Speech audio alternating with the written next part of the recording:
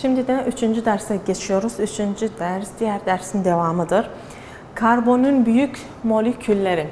Karbonun büyük moleküllerinden bahsetsek, karbonun molekülleri nedir?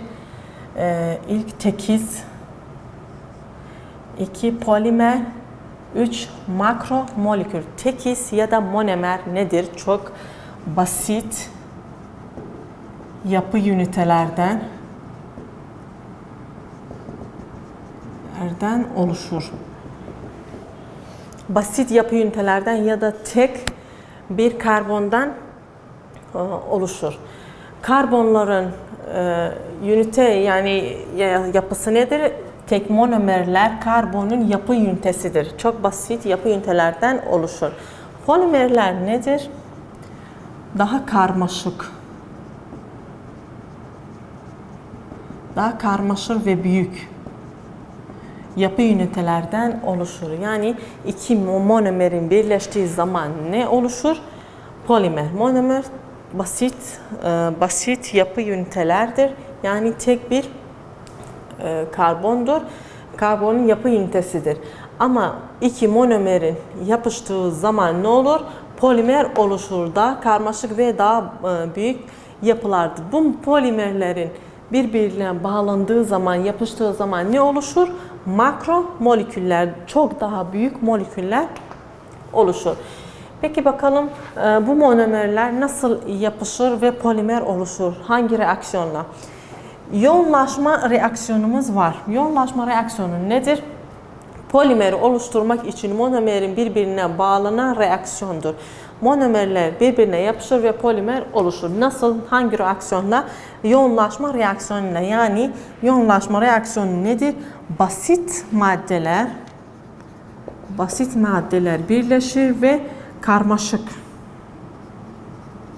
Basit maddeden karmaşık maddeye dönüştüğü zaman hangi reaksiyonla olur? Yoğunlaşma reaksiyonuyla olur. Polimerler oluşturmak için monomerlerin birbirine bağlandığı reaksiyondur. Örnek alsak basit üniteler ya da basit monomerler, glikoz alalım. Glikoz ve fruktoz ikisi de monomerlerdir. Yani basit yapı ünitelerdir. Tekizler. Glikoz ve fruktoz nasıl birbirlerine bağlanır? Neyle? Karbon, oksijen ve karbon köprüsüyle birbirlerine bağlanır. Bu çok önemli. Glikoz ve fruktoz nasıl birbirlerine bağlanır? Karbon, oksijen, karbon köprüsüyle iki monomer ya da glikoz ve fruktoz birbirine bağlanır.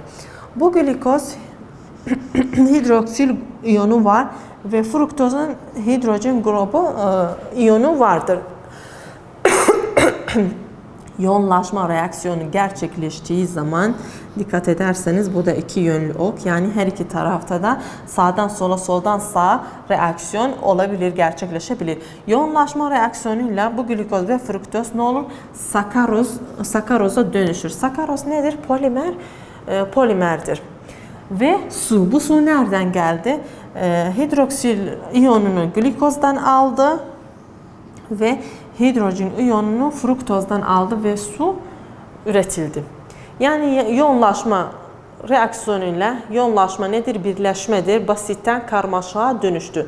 İki yönlü olduğu için ok, yani bu taraftan da karmaşıktan da basite de üretebiliriz.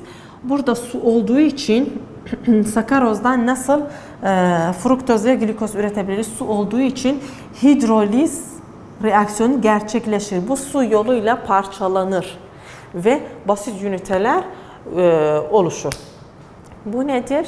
Karbon büyük molekülleridir.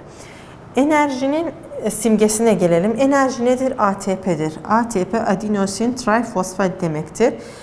Hidroliz yoluyla, hidroliz nedir? Karmaşıktan basite dönüştürmedir.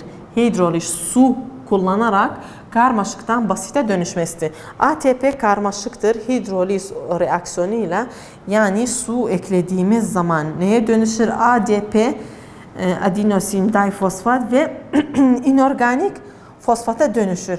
Bu da su kullanarak hidroks grubu ve hidrojen bunları parçalar ve ADP ve inorganik fosfatı üretebiliriz. Bu bölüm 2-3'ün sonu.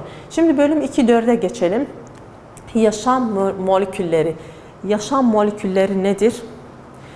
Yaşamın 4 molekülü vardır. Onlar da karbonhidrat, lipidler yani yağlar, proteinler ve nükleik asitler.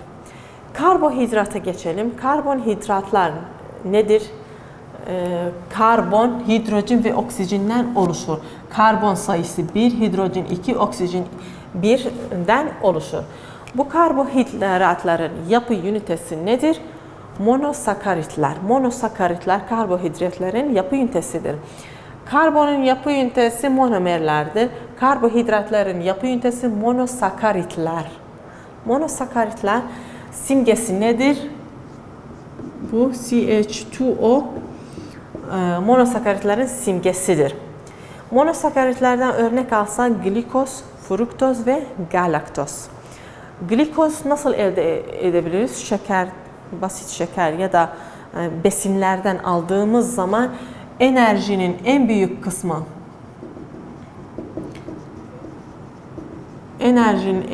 kısmını biz glikoz gibi alırız besinlerden, yemeklerden, tatlılardan, şekerlerden.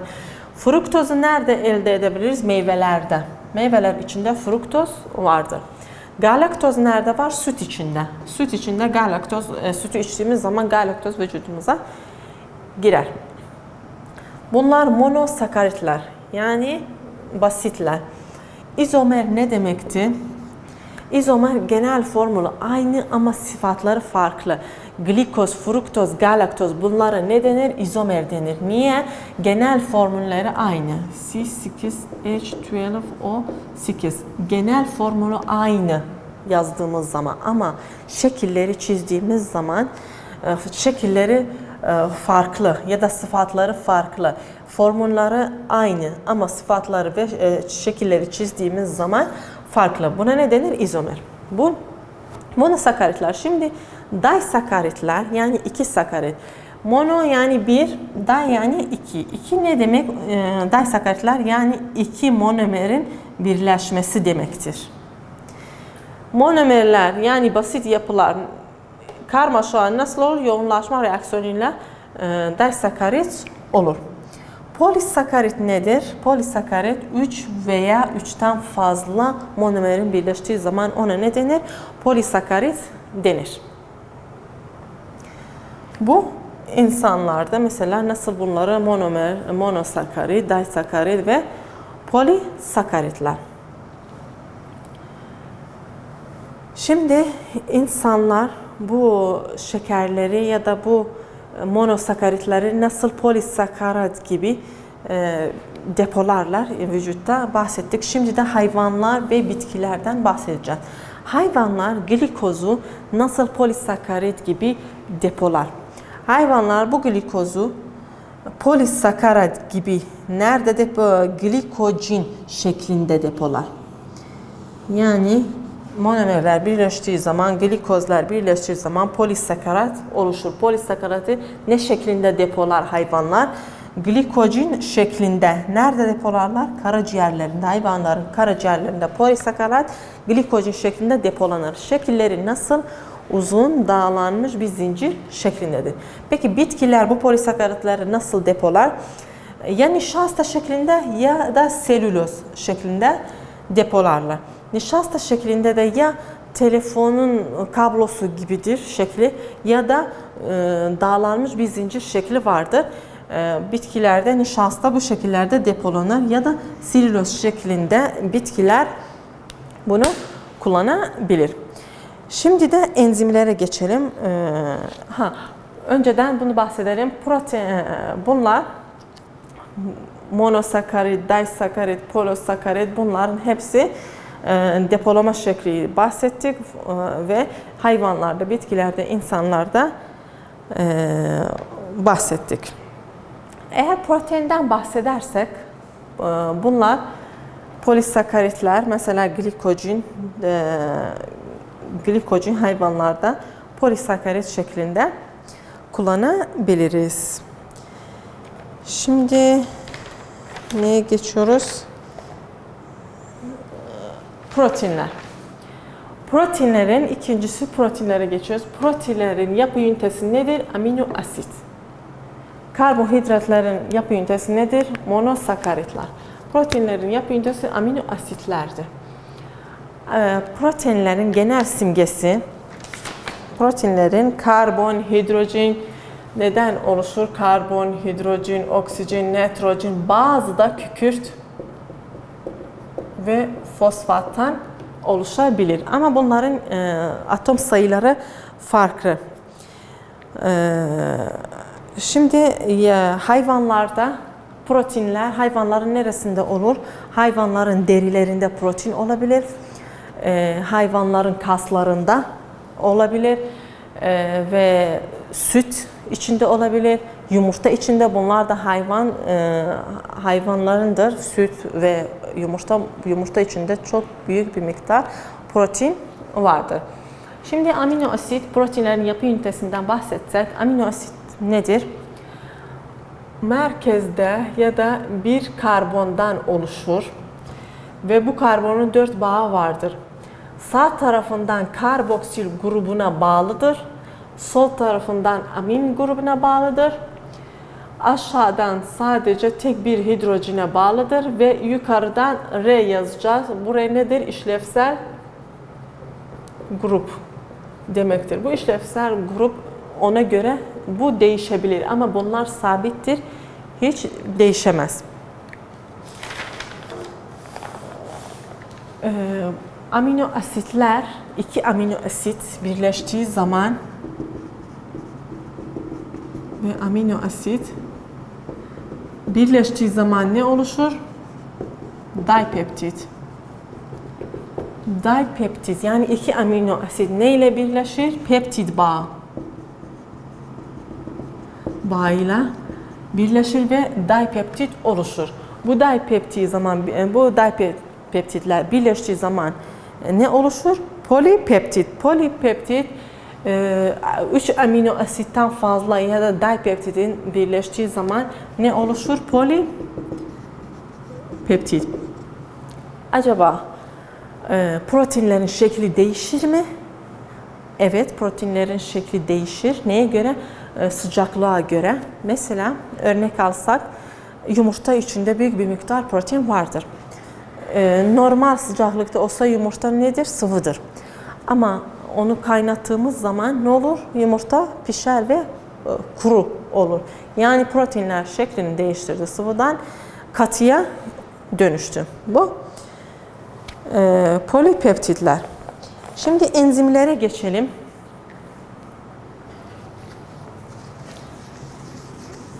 Enzimler, daha önce de bahsettik. Ne rolünü görür?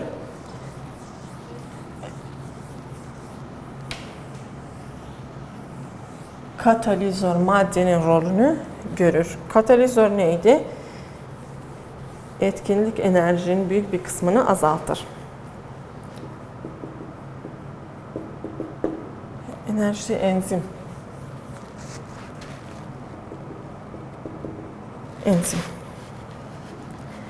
Enzim örnek alsak, enzimler katalizör görevini görürler. Şimdi enzimlerin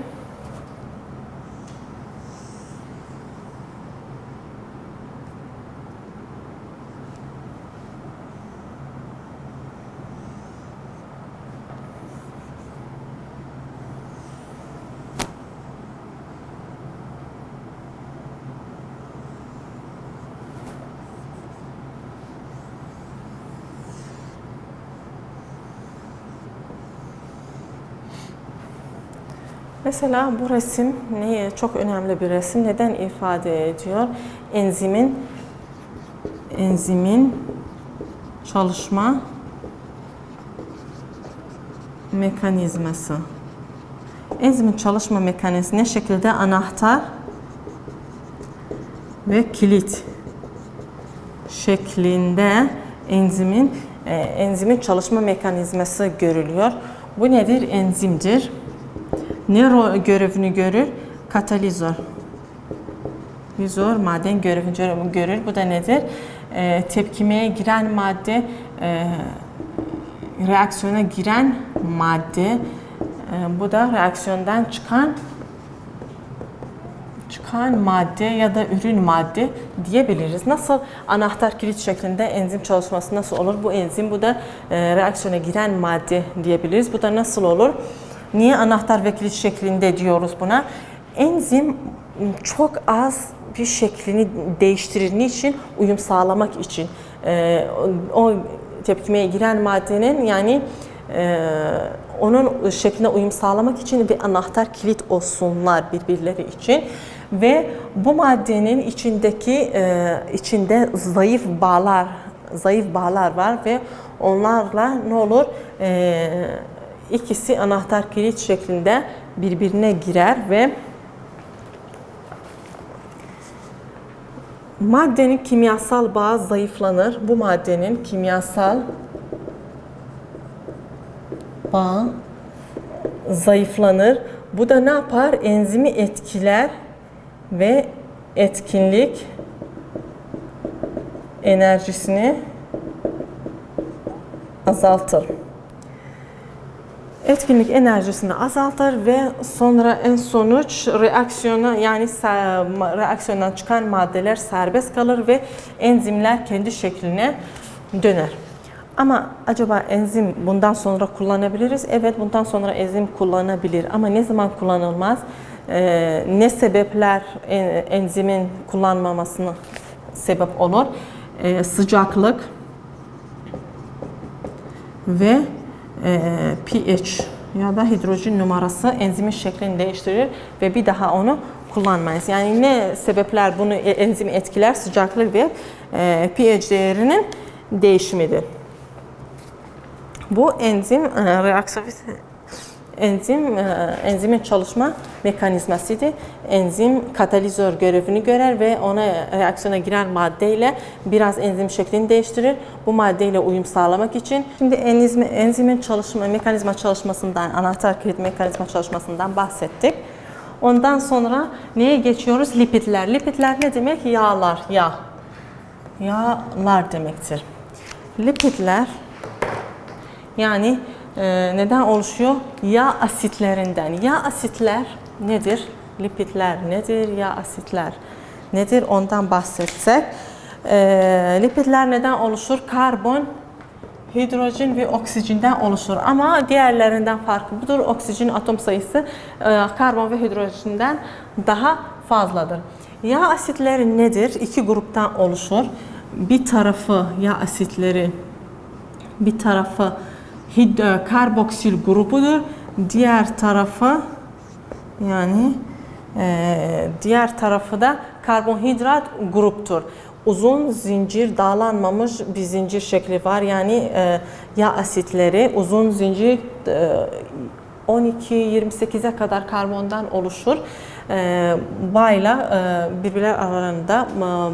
Birbirlerine bağlanmış ve bir tarafı karboksil grup, diğer tarafı karbohidrat grup. Karboksil grup tarafına ne denir? Suyu seven denir. Yani karboksil grup olduğu için, suyu seven olduğu için bu tarafa ne denir? Suyu seven, yani kutupsaldır bu tarafı. Diğer tarafı karbohidrat grubu kutupsal değildir. Yani suyu sevmez. Su moleküllerle çekim gücü aralarında olmaz. Su moleküllerle birbirine yapışmaz. Bu suyu seven ve suyu sevmeyen yağ asitlerin tarafı. Bu yağ asitleri aralarındaki bağ, doymuş iki türü var. Doymuş yağ asitleri ve doymamış. Doymuş yağ asitleri ne demekti? Yani kovalent bağ 4 atoma bağlı. Yani tek bağ. Aralarında tek bağ var. 4 kovalent bağ ama tekli bağ. Buna ne denir? Doymuş yağ. Ama doymamış yağ asitleri nedir? Bir bağ yok ve bir taraftan iki bağ. Yani buna doymamış yağ asitleri denir. Karbon bağ 4 atoma bağlı değildir. Bir taraftan iki bağ vardır. Yani tek bağ değildir. Buna doymamış denir. Peki bu nedir? Yağ asitleridir. Kompleks yağlar, kompleks yağlardan alsak nedir? trigliseritler, fosfolipidler ve mumlar. Trigliseritler nedir? Bu tri yani 3 isimde de çıkartabiliriz. Yani 3 yağ asidi bir tane glisöre bağlı. Glisör yani alkol demek. Yani 3 tane yağ asidi bir tane alkola bağlıdır. Ama fosfolipidler 2 yağ asidi bir glisöre bağlı. Mumlar uzun zincir yağ asidi uzun bir alkol zincirine bağlıdır. Trigliseritlerde doymuş ve doymamışımız var. Doymuşlar örnek alsak oda sıcaklığında katı. Ne alalım? Yağlardan oda sıcaklığında katı olsun. Hayvansal yağ. Hayvansal yağ nedir? Oda sıcaklığında katıdır. Doymamış yağlar nedir? Bitki yağı. Oda sıcaklığında nasıl? Sıvıdır. Fosfolipidlerden örnek alsak fosfolipidler hücre duvarı. Hücre duvarı neden oluşuyor?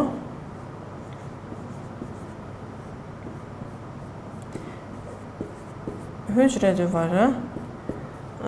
duvarı fosfolipidlerden oluşuyor. Yani bir tarafı karboksil grubu, bir tarafı karbohidrat grubu. Suyu seven taraflar bu başlardır. Suyu sevmeyen taraflar bu kuyruklarda içeriye doğru yönlendirmişler. Mumlar nerede olur? Bitkinin dış yüzeyinde bitkiyi korur ve hayvanlarda kulağın mum tabakasıdır. Küçük haşerelerin kulağın içine girmesini engeller. Bu kompleks yağlar, steroidler nedir? O da bir tür yağdır ama birbirine yapışık 4 karbon halkası ve işlevsel grubudur. Bunun farkı nedir? Yağ asitten oluşmaz. Bu steroidler yağ asitten oluşmaz. 4 karbon halkası ve işlevsel grubudur. Örnek testosteron insanlarda testosteron hormonu alalım ya da kolesterol alalım. Bu steroidler. Peki nükleik asit nedir? Bu yağları bitirdik. Şimdi dördüncüye geçiyoruz. Nükleik asitler. Nükleik asitler çok komplekstir ve hücrede bilgi depolar. Nükleik asidi nedir? Hücrede bilgi depolar. Neden oluşur? Bir fosfat grubundan oluşur. 5 karbonlu karbonhidrattan oluşur ve nitrojen tabandan oluşur. Bu nükleik asidin oluşumu. Nükleik asit hücrelerde bilgi depolar. Nasıl depolar? DNA ve RNA'mız var. DNA nedir? Hücrelerin bütün bilgi içerir. Hücrenin bütün aktiviteleri için bilgi içerir. RNA nedir? Proteinlerin üretimi için ya da proteinlerin üretimi için bilgi içerir. Bu da neydi? Bu bölümün sonuna geldik ve nükleik asitte bu bölümün sonuna geldik.